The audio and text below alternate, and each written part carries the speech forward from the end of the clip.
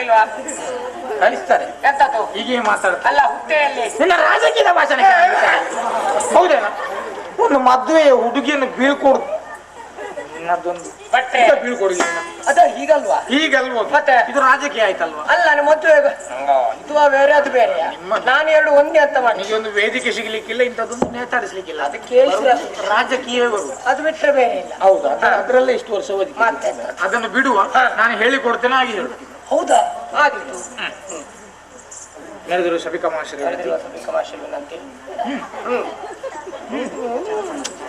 ಹೇಳು ಹೇಳು ಅಂತ. ನಾನು ಹೇಳಿಕೊಟ್ಟದ್ದು ಅವ ಅನುಕರಣೆ ಮಾಡ್ತಾ ಇದ್ದೇನೆ. ನೀವು ಹೇಳಿಕೊಟ್ಟದ್ದೆಲ್ಲವನ್ನು ಹೇಳಿದ್ದೇನೆ. ಯಾವಾಗ? ಈಗ. ಮತ್ತೆ ನನಗೆ ಹೇಳಲೇ ಇಲ್ಲ. ನೀವೇನು ಕೆಪ್ಪರ? ಕೆಪ್ಪಲು. ನನ್ನ ಕಿವಿಯೆಲ್ಲ ಶುದ್ಧ ಉಂಟು, ಕಿವಿಗೆ ತೂತು ಉಂಟು. ನೀನು ಹೇಳಿದ್ದು ಮೆಲ್ಲ ಆಯ್ತು. ಸಭೆ ನೋಡು ಎಷ್ಟು ದೂರ ಉಂಟು, ಅಲ್ಲಿ ತನಕ ಕೇಳಬೇಡವಾ? ಮಲಗಿದವರು ಕೂಡ ಎದ್ದು ಕೂತು ಕೇಳಬೇಕು. ಹಾಗಾಗಿ ಸ್ವಲ್ಪ ಸ್ವರ. ಊಟ ಮಾಡ್ಲಿಲ್ಲ? ಮಾಡಿದ್ದೇನೆ. ಎರಡೆರಡು ಸಲ ಮಾಡ್ತಾ ಇದ್ದೆ. ಕೂತು ಮಾಡಿದ್ದಿ, ನಿಂತು ಮಾಡ್ತಾ ಇದ್ದಿ. ನೆನೆದಿರುವ ಸಭಿಕಾ ಮಹಾಶಯ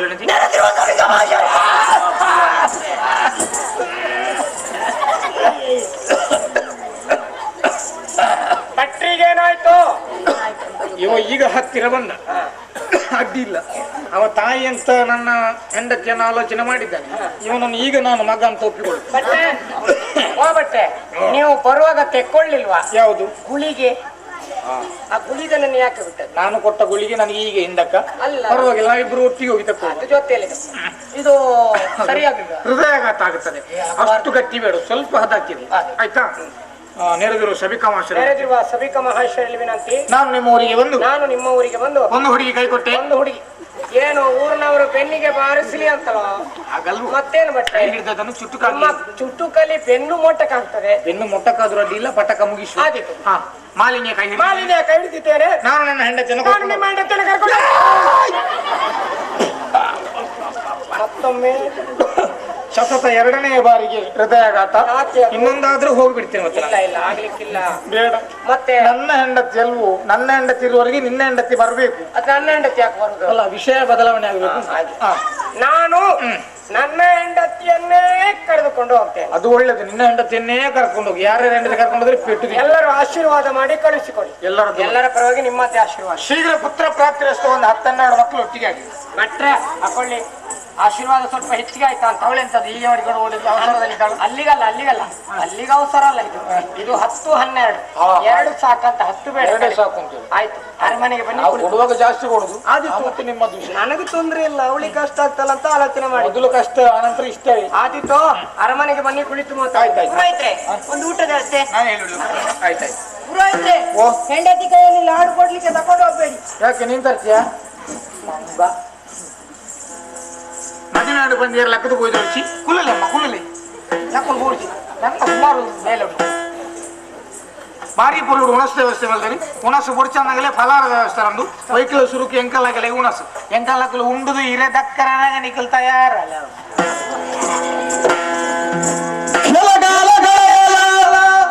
ಸತಿ ಗರ್ಭವಂಗೊಳದು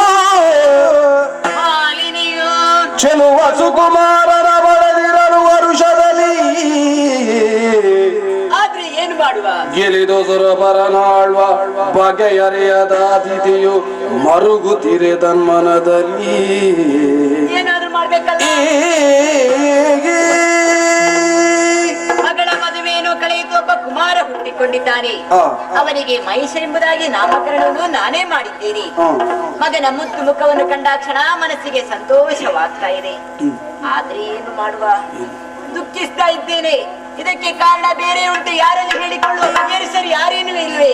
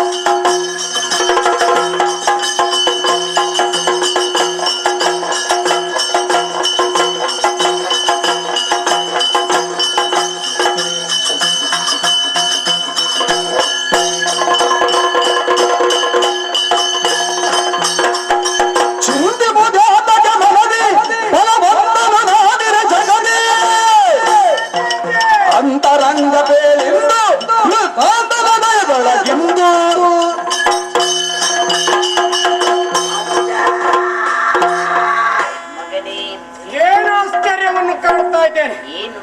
ತಲೆ ಮೇಲೆ ಕೈ, ಧಾರಾಕಾರ ಕಣ್ಣೀರು. ನಿಜ ಮಗನೇ. ಏನು ಚಿಕ್ಕವ? ಏನೆಂದು ಮೊದಲು ದಿಸಿದ ಸುತರೆಲ್ಲ ವಧಿಸಿದರು ದಿವಿಜರೆಲ್ಲ ಕಥನರು ಕವಿ ನಾಗವ ಗೆಲುವ ಅದಟರಾರೈ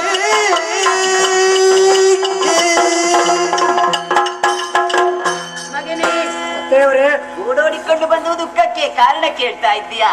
ಕಾರಣ ಹಿಂದಿನದಲ್ಲ ಮಗನೇ, ಮತ್ತೆ? ಹಿಂದಿನದ್ದು. ಏನದು? ನನ್ನ ಆಸೆ, ನನ್ನ ಮಕ್ಕಳ ಆಸೆ ಸ್ವರ್ಗಲೋಕವನ್ನು ಪಡಿಬೇಕೆಂಬುದು.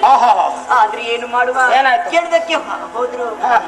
ಮಗನೇ, ದೇವೇಂದ್ರ ಕುತಂತ್ರದಿಂದ ನನ್ನ ಮಕ್ಕಳನ್ನೆಲ್ಲ ವಧಿಸಿ ನೀನಾಗೆ ಅನುಮತಿಯ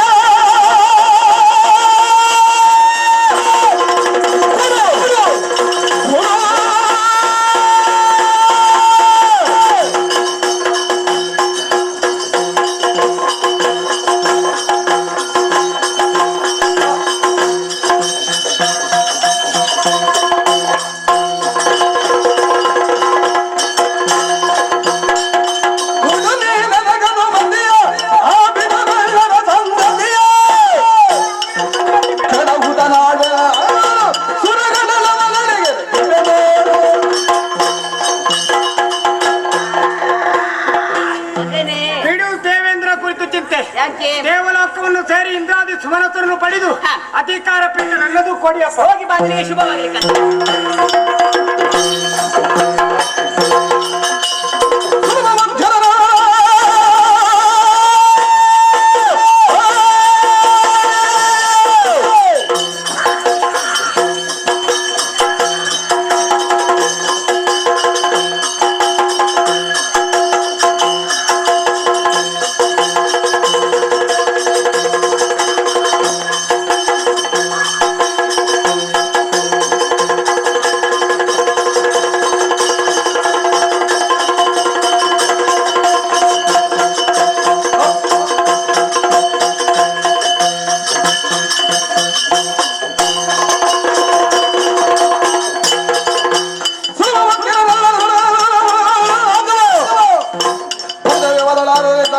ನಮ್ದು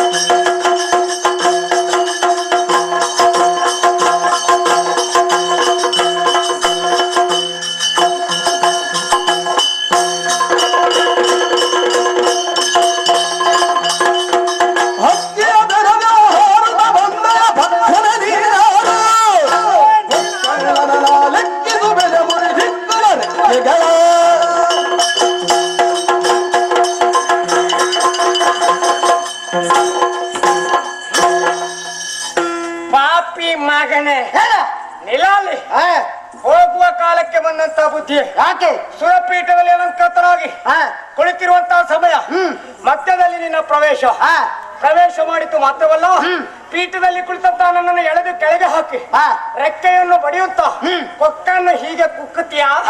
ಏ ಪಾಪಿ ಮಗನೇ, ಮುಕ್ಕಣ್ಣನೇ ಬಂದ್ರೆ ಹೆದರುವಂತ ನಾನು, ನೀನು ನನಗೆ ಯಾವ ಲೆಕ್ಕ? ನಿನ್ನ ಕೊಕ್ಕು ರೆಕ್ಕೆಗಳನ್ನು ಮುರಿದಿಕ್ಕುವೆ ಯಾರು ನೀನು?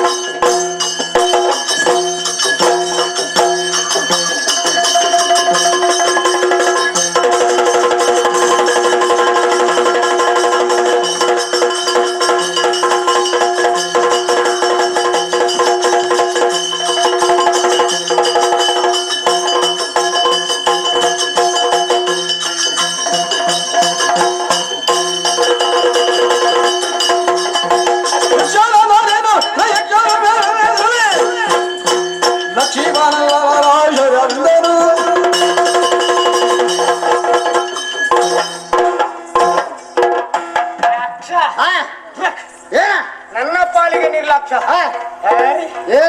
ಏನೋ ಯಕ್ಷನಾಥ ರೇಣು ನಿನಗೆ ಅಕ್ಷಿ ಮುರುಂಟೇನೋ ಅಗತ್ಯ ಇಲ್ಲ.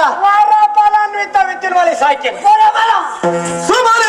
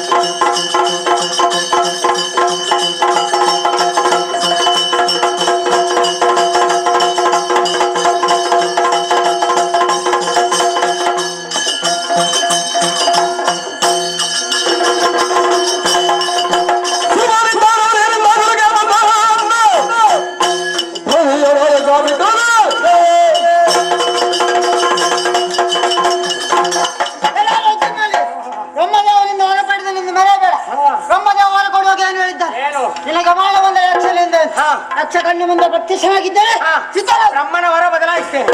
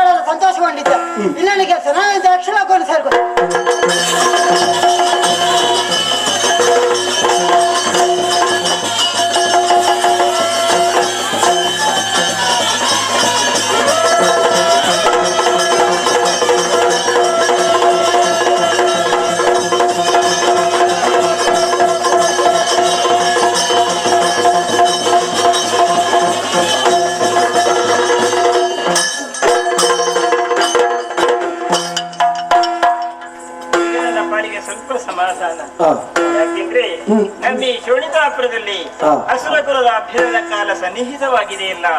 ಅಷ್ಟೇ ಅಲ್ಲ, ನನ್ನ ಅಮ್ಮ ಇರಿಸಿಕೊಂಡಂತ ಆಶೆಗಳೆಲ್ಲ ನೆರವೇರುವಂತ ಕಾಲಾವಧಿಗೆ ಬಂತು ಎಂಬುದಾಗಿ ಸಂತೋಷ ಸಮಾಧಾನ.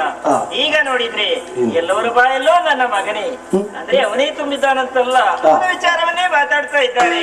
ಆ ವಿಚಾರವಾಗಿ ಸಂತೋಷವಾಗುವುದಿದ್ರು ನನ್ನವರ ಬಗ್ಗೆ ಎಣಿಸುವಾಗ ಕೆಲವು ದಿನಗಳಾಯ್ತು ದೇವಲೋಕವನ್ನು ಪ್ರವೇಶ ಮಾಡಿ ದೇವತೆಗಳೇ ಸರಿಯಾದಂತ ಪ್ರತೀಕಾರವನ್ನು ಮಾಡಿ ನಮ್ಮದಂತ ಅಧಿಕಾರವನ್ನು ಸ್ಥಾಪಿಸಿ ಬರ್ತೀನಿ ಅಂತ ಹೇಳಿ ಹೊರಟು ಹೋಗಿದ್ದಾರೆ. ಹೌದು, ಆದ್ರೆ ಈ ತನಕ ಅವರು ಸುಳಿವೇ ಇಲ್ಲವಲ್ಲ. ಯಾಕೆ ಹೀಗಾಯ್ತು? ಬಹುಶಃ ಹೀಗಿರಲೂಬಹುದು. ಅಂದ್ರೆ ಸ್ವರ್ಗಲೋಕದಲ್ಲಿ ಕೆಲವು ಅಪ್ಸರಲ್ಲಿದ್ದಾರಂತೆ. ಅವರ ಅಂದ ಚಂದ ನಾಟ್ಯವನ್ನು ಕಾಣುತ್ತಾ ಇವರು ಅಲ್ಲಿ ಕಾಲವನ್ನು ಕಳೆಯುತ್ತಾ ಇರ್ಬೇಕು. ಅದಕ್ಕೆ ಹೇಳೋದು ನೋಡಿ, ಈ ಗಂಡಸರ ನಿಮ್ಗೆ ಬಿಸಿ ಆಯ್ತಾ? ಎಲ್ಲರೂ ಅಂತಲ್ಲ, ಕೆಲವರು ಮಾತ್ರ ಮನೆ ಬಿಟ್ಟು ಹೋಯ್ತಾ ಮತ್ತವರಿಗೆ ಹೆಂಡತಿ ಮಕ್ಕಳ ನೆನಪಿರ್ತದ? ಇಲ್ಲ, ನೋಡೋಣ. ಇಂದಲ್ಲ ನಾಳೆಂದು ಬಂದಾರಲ್ವೇ, ಬರ್ಲಿ ಅವ್ರಿಗೆ ಕಲಿಸ್ತಾ ಇದ್ದೀನಿ.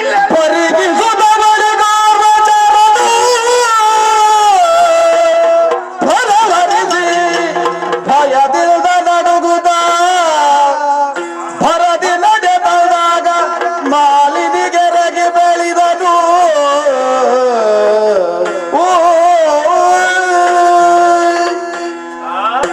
ಇಷ್ಟು ಹತ್ತಿರ ಬಂದ್ರು ಮಾತಾಡುವುದಿಲ್ಲ. ಯಾರೋ ನೀನು? ನಿಮ್ಮ ಗಂಡ ಒಟ್ಟಿಗೆ ಮೇಲೆ ಹೋದವ್ರು, ನನ್ನವರು ಜೊತೆಯಲ್ಲಿ ಮೇಲೆ ಹೋದವ್ರು ಸೇರಿಕೊಂಡು ನೀವು ಅಮ್ಮ ಬೆನ್ನಗಗಳ ಮಾಲಿನಿ ಗುಣಮಣಿ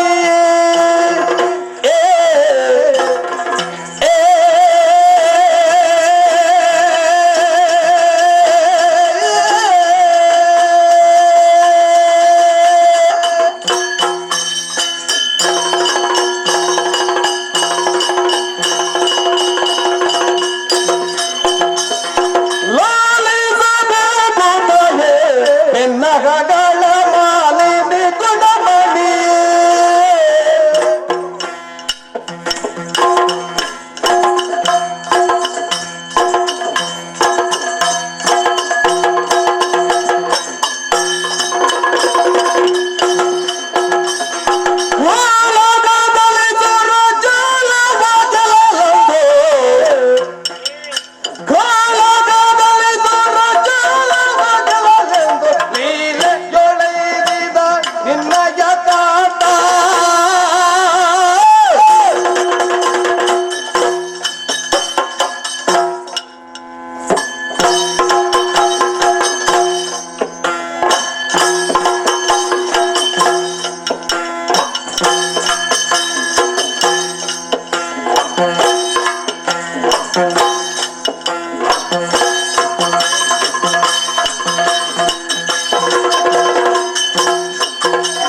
ಲಾಲಿಸಬೇಕು ತಾಯೇ ಬೆನ್ನಗಗಳ ಮಾಲಿನಿ ಗುಣಮಣಿಯೇ.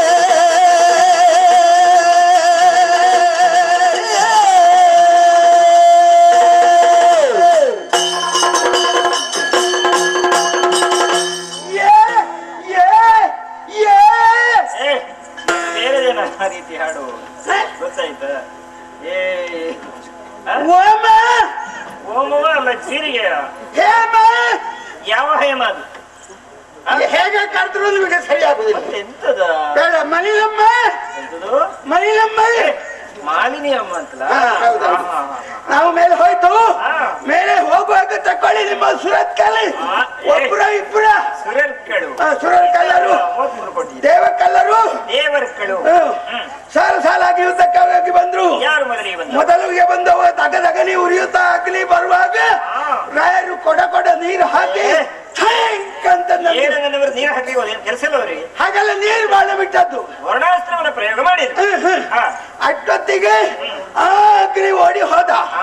ಅಗ್ನಿ ಓಡಿ ಹೋದದ್ದೇ ತಡ ತಕೊಳ್ಳಿ ನಿಮ್ಮ ನೀರ್ಪತಿ ನೀರುವತಿ. ನಿರುತಿ ಅವರು ಯುದ್ಧ ಮಾಡಿದ್ದು ಹೇಗೆ ಗೊತ್ತುಂಟ? ದಿಟ್ಟಿ ಯುದ್ಧ. ದೃಷ್ಟಿ ಯುದ್ಧ. ಆ ಕಡೆಯಿಂದ ಅವ ನೋಡುದು, ರಾಯರು ಈ ಕಡೆಯಿಂದ ಆ ಕಡೆಯಿಂದ ಹಾಗೆ ಈ ಕಡೆಯಿಂದ ಆ ಕಡೆ ಹೀಗೆ ನೋಡ್ತಾ ಆ ನೀರುಪತಿ ಓಡಿ ಹೋದ. ಅದು ಅಲ್ಲಿಗೆ ಅರುಣ ಮೊಸಳೆಯನ್ನೇರಿಕೊಂಡು ಬಂದ. ಅರುಣ ವರುಣ ನೋಡ್ಬೇಕಿತ್ತು.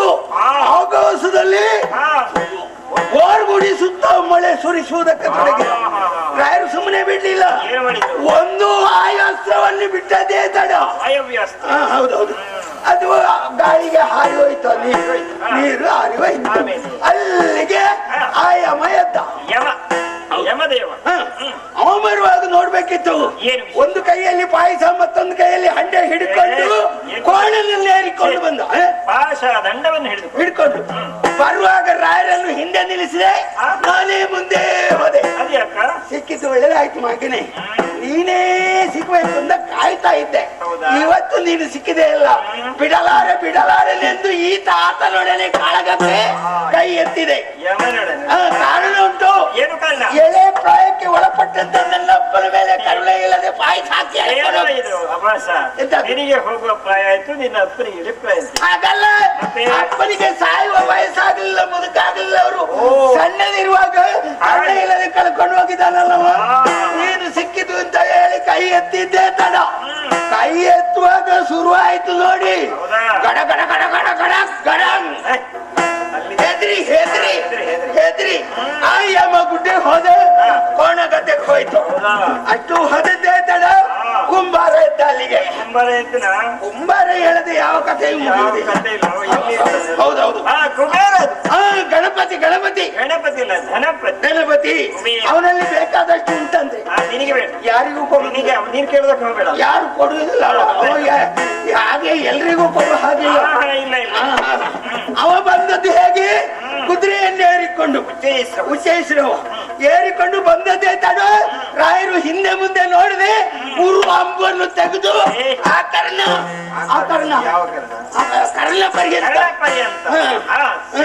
ಹೌದೌದು ಬಿಲ್ಲೆತ್ತಿ ನಾರಿಯನ್ನು, ಅಲ್ಲ ಬಿಲ್ಲು ಎತ್ತಿ ನಾರಿಯನ್ನು ಎಳೆದು ಆ ಬಾಣ ಬಿಟ್ಟದ್ದು. ಆ ಬಾಣ ಬಿಟ್ಟದ್ದೇ ತಡ ಆ ಕುಬೇರನು ಓಡಿ ಹೋದ. ಅಲ್ಲಿಗೆ ಆಳೋ ಎದ್ದ. ಹೌದೌದು, ಅವ ಹೇಳುವ ಕೇಳುವ ಸೂರಪ್ಪ. ಏನು ಆಡಂಬರ, ಮುಂದಿಂದ ಊದುವವರು, ಹಿಂದಿಂದ ಪಡೆಯುವವರು, ಆಮೇಲೆ ಐರಾವತವನ್ನು ಕೈಯಲ್ಲಿ ಹಿಡಿದುಕೊಂಡು ವಜ್ರಾಯುಧವನ್ನು ಏರಿಕೊಂಡು. ಏನಾದ್ರೂ ನಿನಗೆ ಹಿಂದೆ ಮುಂದೆ ಯಾವುದು ಹಿಂದೆ ಮುಂದೆ ಆಯ್ತು? ಐರಾವತವನ್ನು ಕೈಯಲ್ಲಿ ಐರಾವತವನ್ನು ಏರಿಕೊಂಡು ವಜ್ರಾಯುಧವನ್ನು ಹಿಡಿದುಕೊಂಡು ಬಂದದ್ದೇ ತಡ. ಇಲ್ಲಿ ಒಂದು ಸ್ವರ ಎತ್ತಿದ್ರು ರಾಯರು, ಸುಮ್ಮನೆ ಬಿಡ್ಲಿಕ್ಕಿಲ್ಲ. ಮಗವನೇ ನೀನು, ಅಲ್ಲ ಅಲ್ಲ ಅವರು ಹೇಳಿದ ಮಗವನೇ ನೀನು, ನಿನ್ನಲ್ಲಿ ಆಯುಧ ಉಂಟಲ್ಲ ವಜ್ರಾಯುಧ, ಹಿಡಿ ಮಾಡುವಿದ್ದ ಅಂತೇಳಿ ರಾಯರು ಹೇಳಿ ಗರ್ಜಿಸಿದ್ರು. ಅವಾಗ ಅವನು ಕೂಡ ಸುಮ್ಮನೆ ಉಳಿಲಿಲ್ಲ. ಕೊಡಲಾರೆನೆಂದು ಈತ ಹೋರಾಟಕ್ಕೆ ಮಲೆದು ನಿಂತ. ಹೌದೌದೌದು, ನಿಂತದ್ದೇ ತಡ. ಹಿಂದೆ ಮುಂದೆ ನೋಡ್ಲಿಲ್ಲ. ಕೈ ಎತ್ತಿದ್ದು ತಲೆಗೆ ಬೆನ್ನಿಗೆ ಒಟ್ಟು ಬೆಟ್ಟು ಬಿತ್ತು. ಒಟ್ಟಿಗೆ ಬೆಟ್ಟು ಬಿತ್ತು. ಪೆಟ್ಟು, ಡೊಂಬಿ, ಬಾಂಗಡಿ, ಪೈಪೋಟಿ ಎಲ್ಲ ಒಟ್ಟು ಆಯ್ತು. ಸಂಗ್ರಾಮ ಆಯ್ತು. ಆ ಸಂಗ್ರಾಮದಲ್ಲಿ ಸೂರಪ್ಪ ಸೋತೋಡಿದ್ರಮ್ಮ. ಸರಿಯಾದ ಪ್ರತಿಕಾರ ಸೋತು ಓಡಿದ್ದೇ ತಡ. ಹಿಂದೆ ಮುಂದೆ ನೋಡ್ಲಿಲ್ಲ ರಾಯರು. ಸ್ಮಶಾನ ಎಲ್ಲಿ ಉಂಟು ಅಂತ ಹುಡುಕಿದ್ರು. ಸಿಂಹಾಸನ ಹಾಸನ ಇಲ್ಲೇ ಉಂಟು ಅಂತ ನಾನು ಹೇಳಿ. ಅಲ್ಲಲ್ಲ, ಇಲ್ಲೇ ಉಂಟು. ಟಿವಿಯಲ್ಲಿ ಬಂದು ಕೂತರು. ಆ ಕಡೆ ಈ ಕಡೆ ನೋಡ್ತೇನೆ ಡಾಮರ್ ಸೇವೆ, ಮುಂದೆ ನೋಡ್ತೇನೆ ಅಪ್ಸರೆಯವರು ಬಂದು ಅಪ್ಸರೆ ತಂಬೆ ಉದ್ಬತ್ತಿ ಮೇಣಕ್ಕೆ ತಿಳುವತ್ತಮೆ ಮಂಜುಘೋಷೆ, ಆಮೇಲೆ ಪುಂಜಿಕಸ್ಥಳಿ. ಹೌದಾ? ಪುಂಜಿಕಸ್ಥಳಿ ನೃತ್ಯವನ್ನು ನೋಡ್ಬೇಕಮ್ಮ. ಹರಿವಾಣದ ಮುಂದೆ, ಹರಿವಾಣದ ಮಧ್ಯೆ ಒಂಟಿ ಕಾಲಿನಲ್ಲಿ ನಿಂತು ಸೊಂಟವನ್ನು ಪಳಗಿಸಿದ್ದು ಮಾತ್ರ. ಪಳಗಿಸಿದ ತಲೆಯಲ್ಲಿದ್ದ ಕೊಡ ಅತ್ಲಾಗಿತ್ಲಾಗೆ ಏನೂ ಆಗ್ಲಿಲ್ಲ. ನಾನು ಕೊಡ ಹಿಡ್ಕೊಳ್ತೇನೆ ಅಂತ ಗ್ರಹಿಸಿ ಮೇಲಿಂದ ಏನಾಗ್ಲಿಲ್ಲ. ಅಷ್ಟು ಕುಣಿತವನ್ನು ಕಂಡಾಗ ಅಲ್ಲಿ ಒಬ್ರು ಹೊಸ ಬಾಬತ್ರು ಬಂದಿದ್ದು. ಒಂದು ಪದ್ಯ ಹೇಳಿದ್ರು. ಅಲ್ಲ, ಅವರ ಕಿಸೆಯಲ್ಲಿ ಕೆಲವೆಲ್ಲ ತಾಳಗಳಿತ್ತು. ಮತ್ತೆ ಕೈ ತಿಂದತ್ತ ಕೈ ತಿಂದತ್ತ ಕೈ ತಿಂದತ್ತ ತಾಳ ತತ್ತಲತ್ತ ತಗಡು ಬೆಚ್ಚ ಅವರು ಸರಿಯಾಗಿ ಅದನ್ನೆಲ್ಲ ನೋಡಿ, ಅವಳು ಕುಣಿದದ್ದನ್ನು ನೋಡಿ ರಾಯರು ಹತ್ತಿರಕ್ಕೆ ಕರೆದರು. ನಿನ್ನ ಕಣ್ಣೇನು, ನಿನ್ನ ಕೈಯೇನು, ನಿನ್ನ ಅಂದ ಏನು, ನಿನ್ನ ಹಾವ ಭಾವವನ್ನು ಕಂಡಾಗ ನೀನು ನಿಜವಾಗಿ ಕಲಾವಿದವೇ. ಎಂತ ಉಂಟಲ್ಲ ಅದು ಅಸಂಬದ್ಧ ಆ ಬೇಬಿ ಗೊತ್ತಾಯ್ತಲ್ಲ ಬೇಡವಾ ಕಲಾವಿದೆ ಕಲಾವಿದೆ ಹಾ. ಆದಿತ್ತು ನಿನ್ನ ಕುಣಿತವನ್ನು ಕಂಡು ನಾನು ಸಂತೋಷಗೊಂಡಿದ್ದೇನೆ. ಇದು ಹಿಡ್ಕ ನಿನಗೆ ಅವಳಿಗೆ ಕೊಟ್ಟದ್ದು ನನ್ನ- ಅಲ್ವಾ? ಅಲ್ಲಿ ಅದು 10 ಜನರು ನೋಡು. ಹೌದೌದು. ಬಾಕಿದ್ದವರನ್ನೆಲ್ಲ ಹೆಸರು ಹೇಳಿ ಅಲ್ಲಿ ಬರೆದು ಕೊಡಿ. ಅವರಿಗೆ ಪ್ರತ್ಯೇಕವಾಗಿ ನಾನು ಕೊಡುತ್ತೇನೆ. ಕಡಿಮೆ ಕೊಡುದಿಲ್ಲ ನಾನು. ನಮ್ಮವರು ಕಲಾವಿದರನ್ನು ಬಿಟ್ಟು ಹಾಕುವರಲ್ಲ. ಯಾಕಂದ್ರೆ ಕಲಾವಿದವರ ಮೇಲೆ ಒಂದು ಗೌರವ ಇದೆ ಅಲ್ಲ, ಹಾಗಾಗಿ ಕಡಿಮೆ ಕೊಡುದಿಲ್ಲ. ಹಾ. ನಿಮ್ಗೆ ಎಷ್ಟು ಕೊಡ್ತದೋ ಅಷ್ಟು ಕೊಡ್ತೇನೆ. ಮನೆ ಬಂದದ್ದು. ಇಷ್ಟೆಲ್ಲ ಹೌದು. ಅಟ್ಟಾಗ ಮೇಲಿಂದ ಹಾಲಾಡಿ ಬಂದ ಹಾಲಾಡಿರಲ್ಲ ಅಲ್ಲಾಡಿ ಅಲ್ಲಲ್ಲ, ಮೇಲಿಂದ ಹಾರಿಕೊಂಡು ಯಾಕ್ಷಿಲ್ ಪಿಂಗಲಾಟ. ಶಿಕ್ಷರಾಜ ಪಿಂಗಳಾಕ್ಷ ಅವ ಬಂದದ್ದು ರಾಯರಿಗೆ ಗೊತ್ತೇ ಆಗಲಿಲ್ಲ. ಏನು? ಅವ ರಾಯರು ಹಾ. ಸಿಂಹಾಸನದಲ್ಲಿ ಹೌದು, ಗಂಭೀರ. ಅವ ಮೇಲಿಂದ ಬಂದದ್ದು. ಮೇಲಿಂದ. ಮೇಲಿಂದ ಬಂದದ್ದೇ ಬಲ ರೆಕ್ಕೆಯಲ್ಲಿ ಹಾ. ಬಲ ಕೆನ್ನಿಗೆ ಶಾಪ ಅಂತ ಒಂದು ಯಾರು ಯಕ್ಷನ ಯಕ್ಷ ಒಂದು ಪೆಟ್ಟು ಕೊಟ್ಟದ್ದೇ ತಡ ರಾಯರು ಬಡಾಲ. ಹೌದಾ ಇದು ರಾಯರಿಗೆ 3 ಚಾವಂತು. ಏನು ನಾನು 4 ಜಾತರಿಸಿದೆ. ನನಗೆ ವರ್ಷ ಸಾಕಾಗಲಿಲ್ಲ. ಹಾಗಲ್ಲ, ಹಾ? ನಾನು ಬಳಿಯಲ್ಲೇ ಇದ್ದೇನಲ್ಲ, ಹಾ, ನೀನು ಕೇತರಿಸಿದೆ. ಕೇತರಿಸಿದೆ. ಅವರು ಬಿದ್ದವರು ಎದ್ದು ಕೂತರು. ಹೌದಾ? ಕೂತದ್ದನ್ನು ನೋಡಿ ಯಕ್ಷ ಮತ್ತೊಂದು ರೆಕ್ಕೆಯಿಂದ ಮತ್ತೊಂದು ಕಣ್ಣಿಗೆ ಅಹಂಕಾರವೇ 2 ಪೆಟ್ಟು ಬಿದ್ದದ್ದೇ ತಡ ಹಾ. ರಾಯರು ಉದ್ದಕ್ಕೆ ಬಿದ್ದು ಉದ್ದಕ್ಕೆ ಕೂತರು. ಕೂತ್ಕೊಳ್ಳುದ ಉದ್ದಕ್ಕೆ ಮಲಗುವುದೇನು ಮಲಗಲಿ ಹೋಗ್ತಾನೆ ನಾವು. ಹಾಗಲ್ಲ, ಹೊಸ ಕ್ರಮದ ಯುದ್ಧ ಇರ್ಬೇಕು ಅಂತ. ಹಾಗೆ ಭಾವಿಸಿ ಹೌದೌದು. ಆವಾಗ ಹಿಂದೆ ಮುಂದೆ ನೋಡದೆ ಯಕ್ಷ ಹೊಟ್ಟೆಗೆ ಒಂದು ಪಾಲ ಅಂತ ಮೆಟ್ಟಿದ್ದು. ಹೌದಾ ಇದು ಮೆಟ್ಟಿದ್ದೇ ತಡ ರಾಯರು ರಕ್ತ ಕಾರಿದ್ರು, ಏನು? ನಾಲಿಗೆ ಹೊರಗೆ ಹಾಕಿದ್ರು, ಹೌದೇ? ರಾಯರು ಕಣ್ಣು ಮುಚ್ಚಿದ್ರು, ಅಯ್ಯೋ! ರಾಯರು ಸತ್ತರು.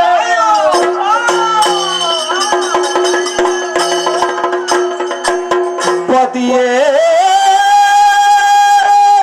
ನೀ ಮಾಡಿದೆಯಲ್ಲ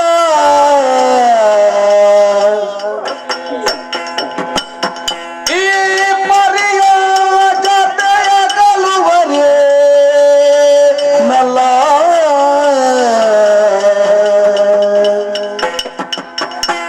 ಕ್ಷಿತಿಯಳು ನಿಲ್ಲ ನಗಲಿ ಜೀವಿಸಲೆಂದು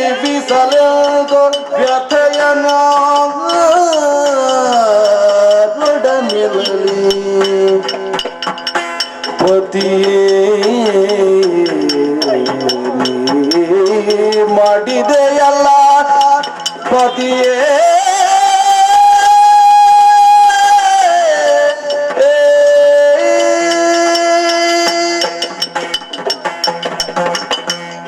ಎಂತಹ ಕರಡ ಕಠೋರವಾದ ವಿಚಾರವನ್ನು ಆಲಿಸ್ತಾ ಇದ್ದೀನಿ. ನನ್ನ ಸ್ವಾಮಿ ಸ್ವರ್ಗಲೋಕವನ್ನು ಗೆದ್ದುಕೊಂಡು ಸಂಭ್ರಮದಿಂದ ಬರ್ತಾರೆಂಬುದಾಗಿ ನಿರೀಕ್ಷೆಗೆ ನಾನಿದ್ದೆ. ಆ ಯಕ್ಷನಿಂದ ನನ್ನ ಸ್ವಾಮಿಯ ಮರಣವೇ. ಒಂದೊಮ್ಮೆಗೆ ದೇವಲೋಕವನ್ನು ಗೆದ್ದಂತ ನನ್ನವರು ಆ ಯಕ್ಷನೊಡನೆ ಹೋರಾಡುವಾಗ ಅವರ ಭುಜ ಸಿರಿಯು ಕುಂದಿ ಹೋಯಿತೆ. ಯಕ್ಷನಿಂದಾಗಿ ನನ್ನವರ ಪಾಲಿಗೆ ಮರಣ ಬಂದು ಹೋಯಿತೆ. ನನ್ನ ಬಾಳುವೆ ಕತ್ತಲೆಯಾಗಿ ಹೋಯಿತಲ್ಲ. ಪತಿಯನ್ನು ಕಳೆದುಕೊಂಡು ಈ ಮಾಂಗಲ್ಯವನ್ನು ಕಳಚಿ ಕುಂಕುಮವನ್ನು ಬೆರೆಸಿ ನನ್ನ ಸುಟ್ಟ ಮುಖವನ್ನು ಪ್ರಪಂಚದ ಜನರಿಗೆ ತೋರಿಸಬೇಕೇ? ಇಲ್ಲ.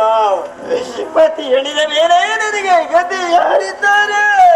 ಅಯ್ಯೋ ಅತ್ತು ಫಲವೇನು ಸುಮ್ಮನೆ ಸತ್ತವರು ಜೀವಿ ಬರೀ ಸಮರ ಸಮರ್ಥನಾಗಿಗ ತರಳ ಮಹಿಷಾಸುರಂಗೆ ಹದನಗಳ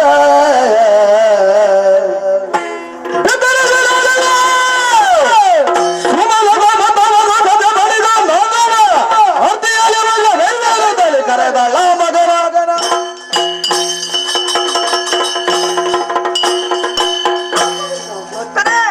ಸತ್ತವರ ಈ ಪ್ರಪಂಚದಲ್ಲಿ ಮತ್ತೆ ಜೀವಿಸಿ ಬರುವುದಕ್ಕುಂಟೆ? ಖಂಡಿತ ಸಾಧ್ಯ ಇಲ್ಲ. ಹಾಗಿದ್ರೆ ನಾನು ಬದುಕಿ ಬೆಳಬೇಕು. ಯಾರಿಗಾಗಿ? ನನ್ನ ಕನ್ನಡ ಶ್ರೇಯಸ್ಸನ್ನು ಕಾಣುವುದಕ್ಕಾಗಿ. ಸದಾ ನನ್ನ ಕುಮಾರ ಸಮರ ಸಮರ್ಥನಾಗಿ ಬೆಳೆಯುತ್ತಾ ಇದ್ದಾನೆ. ಈ ಸಮಸ್ತ ವಿಚಾರಗಳನ್ನು ನಾನು ವಿಸ್ತರಿಸಿ ಆತನಿಂದಲೇ ನನ್ನ ಪತಿಯನ್ನು ಕೊಂದಾತನಿಗೂ ಆ ಕೆಟ್ಟ ದೇವತೆಗಳಿಗೂ ತಕ್ಕುದು ಅಂತ ಪ್ರತೀಕಾರ ಮಾಡಿಸ್ತೇನೆ. ತಡೆ ಮಾಡುವುದಲ್ಲ ಮಗನೇ. ಮಹಿಷ ಬಾ ಮಗನೇ ಬಾ.